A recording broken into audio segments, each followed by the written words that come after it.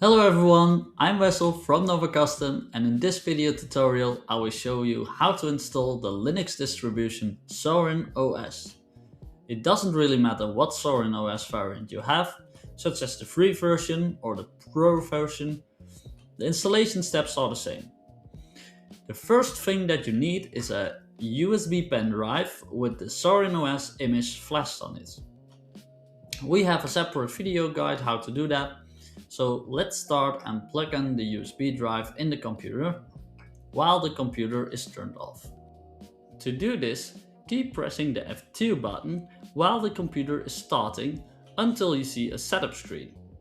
Now, please note that the F2 key is the key for Nova Custom computers, but other manufacturers use another button to reach the UEFI firmware settings screen, such as the escape button, the delete button, or another F button, such as F1, F7, F8, F9, F10 or F12. So you should check at your manufacturer's documentation in case you cannot reach the UEFI firmware settings screens. So let's assume you made it and you're in the UEFI firmware settings. This screen again is different from yours maybe because this is a Nova Custom computer. So we will show you how to boot to the USB drive for a Nova Custom computer. So in this UEFI firmware settings environment, you can navigate with the arrow keys, confirm actions with the enter key, and return with the escape key. Now let's select one-time boot, and the USB drive that we have prepared should be listed here. In case the USB drive is not listed here, it has either not been prepared correctly or it was not recognized during boot.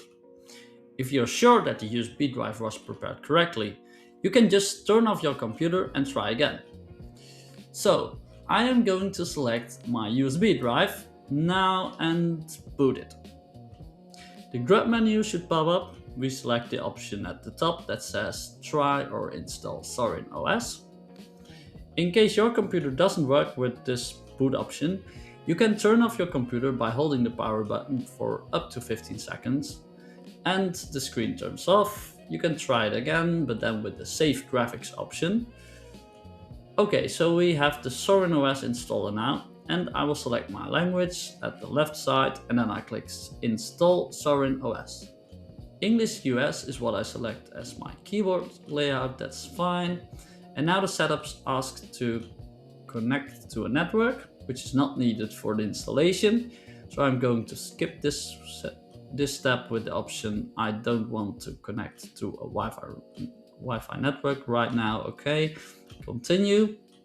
The setup asks to install third-party software for graphics and Wi-Fi hardware and additional media formats, which is fine to me.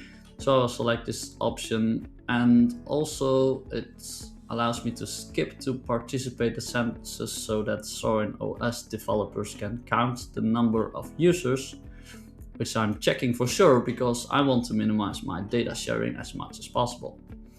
And then I click continue. Now the setup wants to know where to install Zorin OS. Well, I don't need any data on my that is on my current hard drive, so I will just select erase disk and install Zorin OS, and then continue. It asks for a final confirmation to overwrite my internal disk, which is fine for me. So I'm selecting continue. And the next step here is to select a region. I'm near Amsterdam, so I select Amsterdam and continue. The setup will ask in the last step to provide a name, a computer name, a username and a password. And in the your name field, you can just enter your own name or a nickname. And for computer's name, you should fill in the name of the computer. So let's call the computer Nova Custom. Normally there is no need to touch the field pick a username because it is generated automatically. And then provide a password and confirm it and make sure that you don't lose it. Please don't select the option to log in automatically, but choose require my password to log in. And that's because it will force you to fill in your password each time you log in, which is not only safer, but it will also make sure that you won't forget your password. Now, I still think that it's a good idea to write your password down on paper and to store it somewhere in maybe a physical vault or another trusted and protected place, just in case. Now let's click continue to start the installation, and this will just take a little while, maybe 5 minutes, but maybe even 30 minutes or longer.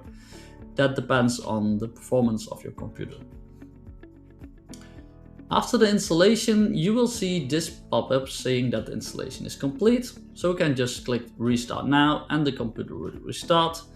It will first ask you to remove the USB installation drive, and the computer will then restart if you click enter, and you're good to go with the brand new Zorin OS installation. That's it guys, I hope you enjoyed this video. Please subscribe to our YouTube channel, and if you did, feel free to leave a comment below and to like this video, of course. Thank you so much and see you next time. Nova Custom. Own your tag.